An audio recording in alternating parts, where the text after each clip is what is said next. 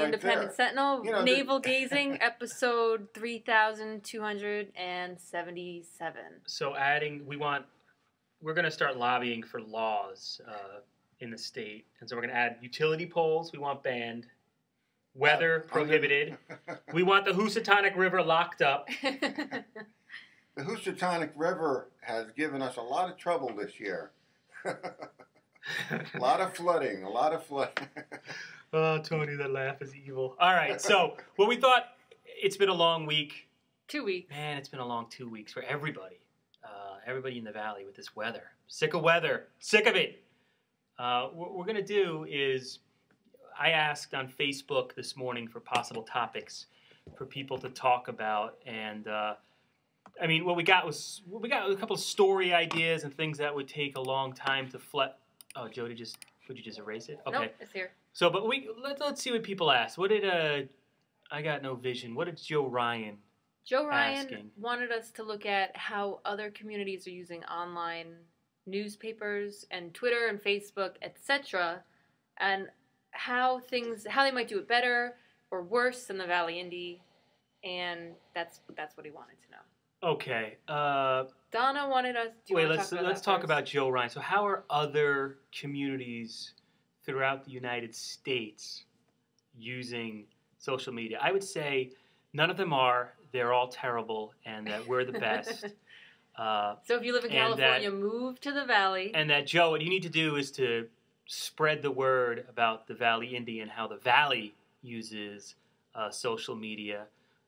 We were featured in Street Fight magazine. By featured, I mean I sent them an email and said, can I write a column bragging about how great we are? But I don't know. I follow a lot of other publications on Facebook. I don't know. I know our policy is to use Facebook like the rest of the planet and to talk to people. You know, we're not rocket scientists or Walter Cronkite here. I think journalists should be people and should be talking to people. And that's our social media policy. So that's that. They suck, we don't. Donna says she wants to know about a tree on Route 34, I guess in Derby.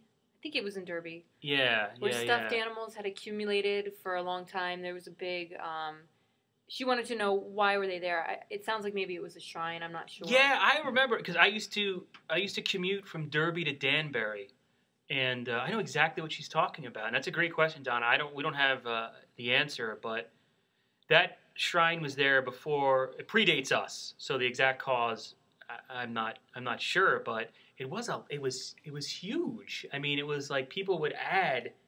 I don't know if it started off as a shrine and people just saw, I don't know, if you had to get rid of your Barney dinosaur stuffed animal, you would just put it there. I mean, there were like 30 stuffed animals there. I know exactly what she's talking about. Yeah, that's a good question. I get lost in that. She said a tree was cut down by I remember that. Yeah, there was. It was on the corner with the gas station, wasn't it? The Tiger Mart? Right on the corner there? I don't know. I thought it was before. I remember seeing flowers and candles and stuffed animals on the corner of the Tiger Mart. I guess there had been an accident on that corner. Yeah, this was years ago. I don't remember across from the Yale Boathouse. Mm-hmm. But wait a sec, that's not near Tiger Mart.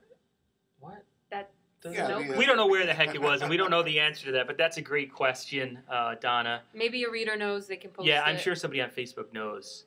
And then who's that? Who's next? Keith Payton had also talked. He wanted to know more about social media, social networking to get instantaneous news across to our readers. And then Alex Budzinski wanted us to take the day off. So he said we've been working hard. We should take that. Yeah, thanks, Alex. I don't need Tony to see that. You know what I mean? Tony's already asleep. That's all. Just kidding. Well, Keith Payton, the role. How do you say his last name? I'm saying Payton. He can call us and complain. I'm going to call him Padden. Padden? Yeah, I'm going to attribute it to New York. And it's Ansonia. I don't care what you people say. The role of online media and social networking in the transmitting of instantaneous news. I think he's sort of saying what Joe's idea was good. Okay, so again, I'll repeat. Everyone else stinks and we're good. No. One thing that it raises is how do you... sometimes I'm torn. Do I want to get something on Facebook or do I want to put it on our site? Like we're schizophrenic. We have the Valley Indie site where all our stories go, But you damn people, you won't comment on there. You comment on Facebook. And that's the way we've developed. I think a lot of people, not a lot, but I think there's a percentage of people who read this on Facebook only and just look at us as the Facebook newspaper, which is, I don't know. The bottom line is, cool. I'm not against it. I mean, during the flood, we saw how, wonderful Facebook can be because you can get it on your phone easily. It's people are already there talking. It's a way, instead of dropping the news on your feet like a rock. It's seamlessly worked into whatever you're already doing online. It's a whole different, it's not the news anymore. It's just, what's going on in the Valley Indy.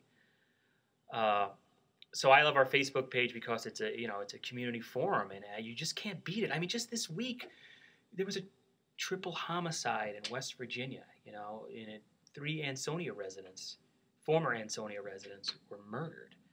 And it was people on Facebook who let us know. We did not know about that. Very true. The ivory tower is gone. I remember about 20 or 25 years ago, journalism was known as the ivory tower because reporters and editors would be in their newspaper offices, sealed off from the world, protected by security guards.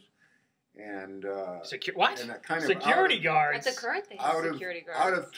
Out of touch with the man on the street. I remember those guys. But today, because of Facebook, it's a community. I think what Tony's trying to say with the community is that you had security guards keeping you away from the boss because of your temper. I can't tell you how often Tony is throwing things around here.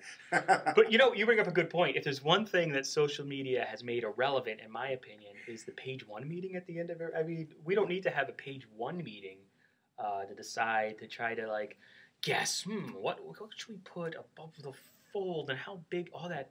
I don't miss that at all. Me neither. And the readers, I mean, it's obvious. You can take the pulse of the community literally by what people are reading and what they're telling you on Facebook. And that's another way social media is so awesome, is particularly during the flood.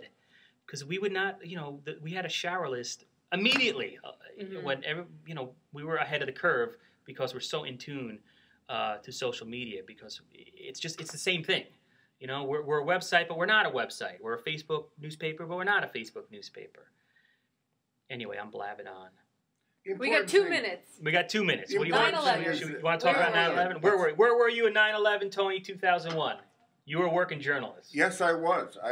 And I was called to work that day to, my job for the day was to talk to survivors coming home from the Twin Towers, but unfortunately, the towers completely collapsed and no one walked out alive. There were no survivors who left that building.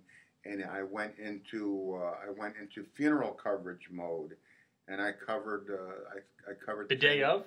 Well, in the weeks following. Okay. The day of, I was on duty trying to hopefully talk to survivors, but there were no survivors. No one came out of that building alive. The day of, I was sent. I mean, first of all, my brother is a New York City police officer, and I worked at a weekly paper at the time in New York, and I thought there was a split second there. I'm like, oh, maybe my brother's dead. But he had been driving home. He knew a lot of he's emergency service. Some of them died, people that he knew. A guy named Stephen Driscoll, actually. But my job was similar to yours. I went and met the trains. But we saw people getting off the trains when they finally came out of Grand Central. This was in Mount Kisco, New York. And they're just covered in dust. And it was weird. And I'll never. It was zombies getting off. Wow. My most vivid memory is zombies getting off the train. And they must have been in shock still. They literally were. Yeah, one guy cursed at us and then came back and talked to us and told us about what happened. And I remember another guy came home and his little daughter just came running up to him and jumped on. She had been watching what she must have been 3 years old. Wow. It was a huge, huge day. I was in high school. They wheeled in a TV after the first tower was hit. And then I had to leave for a doctor's appointment, so I was sort of getting it in the car radio. And then my mom said, "You don't have to go back to school." So I sat home alone and cried, and that's it. Probably should have gone back to school. And one thing, just as in conclusion, Derby's got their September 11th memorial service on Sunday, and Shelton will be involved, and I think Ansonia as well in some capacity. And the way they're doing it, this is my personal opinion, is the way to remember. I think it's important for people to go back to that day and remember that, you know, so many people died. People died. That's what happened that day, and their family members are still in our communities and still in the region, and that's that. And we're still sorry for their loss. It's a terrible thing. And with that, see you next week.